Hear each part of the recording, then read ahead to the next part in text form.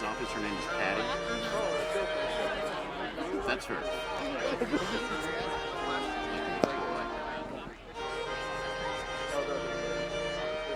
That's her.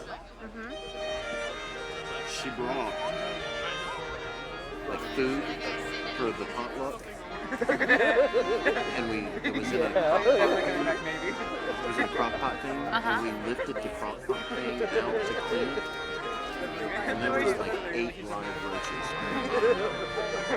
Last year she brought a strawberry cake and brought it up there, and everybody thought it was sprinkles that were in the icing. It was fleas.